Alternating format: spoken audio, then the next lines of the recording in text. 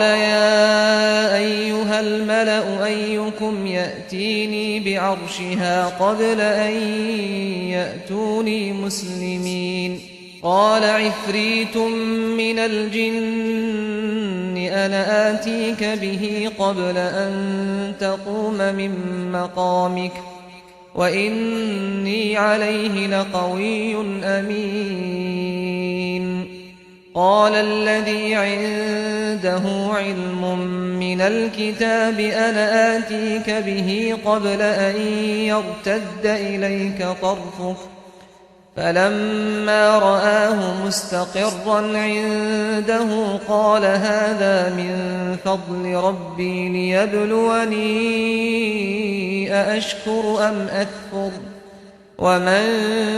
شكر فإنما يشكر لنفسه ومن كفر فإن ربي غني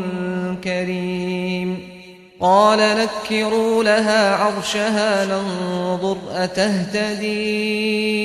أم تكون من الذين لا يهتدون فلما جاءت قيل أهكذا عرشك قالت كأنه هو وأوتينا العلم من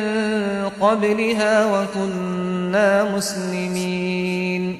وصدها ما كانت تعبد من دون الله إنها كانت من قوم كافرين